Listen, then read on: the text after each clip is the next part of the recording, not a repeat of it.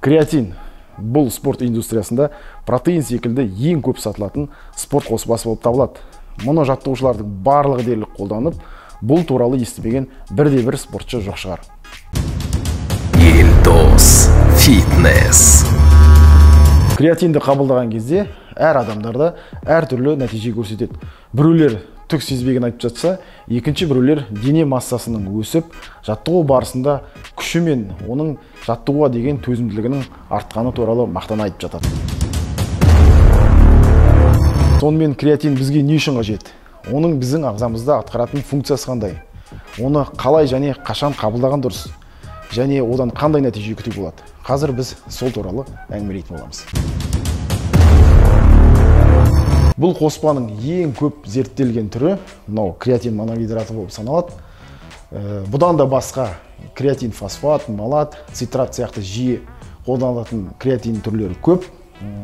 Бірақ осы формалардың тиімділігін салыстыратын зерттеулерде осы креатин моногидраты ең жақсысы болып табылады. Креатин біздің ағзамызға не үшін қажет?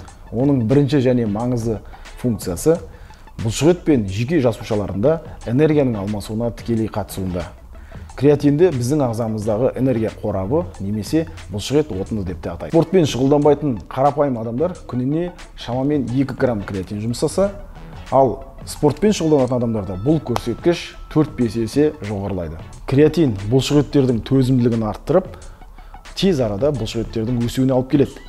Сондықтан ағзамыздағы креатиннің жиналған қоры неғұрлым көп болса, соғұрлым денеміздегі жиналған күш-қуат артып, жаттығу барысында белсенділігіміз жоғарылайды. Бірақ біздің күнделікті жейтін тамақтарымыздан келетін креатиннің көзі жеткіліксіз болғандықтан, бұндай кезде бізге спорттық тағамдардан осы креатин көмекке келеді.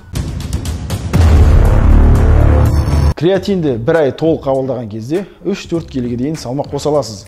Бірақ бұл жердегі салмақтың тез өсуі денедегі судың жиналуынан болатындығын есте сақтағандығыңыз жөн.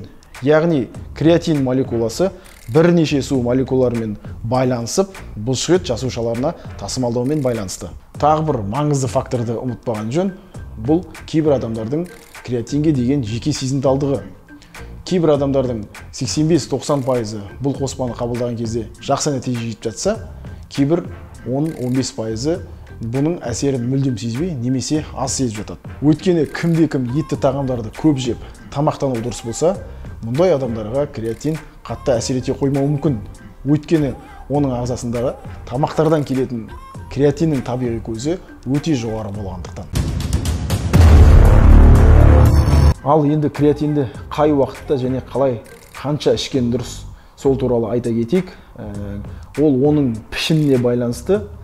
Яғни креатин моногидратын тәулігіне бір рет белгілі бір уақытта салқын тәтті суға немесе шырынға 10 грамын езіп ішкен дұрыс. Ең бастысы бұл жерде сұйық дайын күйіндегі креатинді алмаған дұрыс.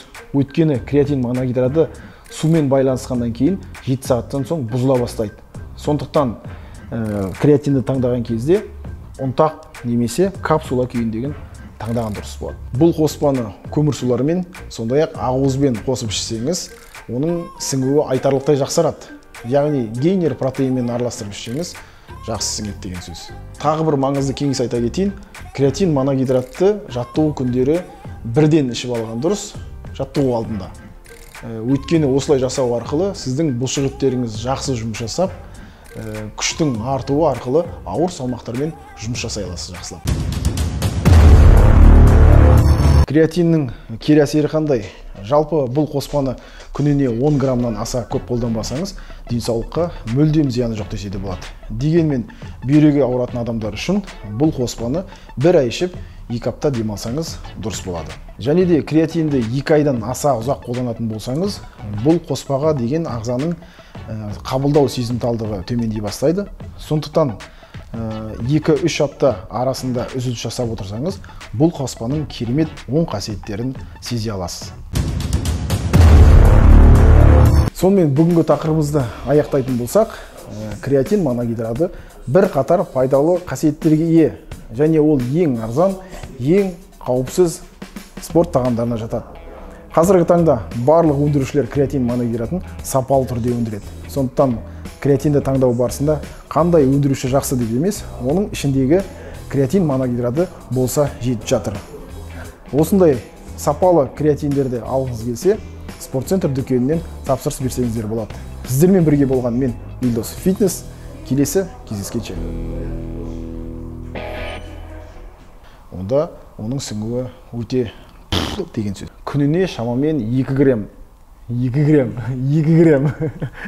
Сіздермен бірге болған мен Елдос Қозыбаев. Келесі кездескенше сау болыңыз.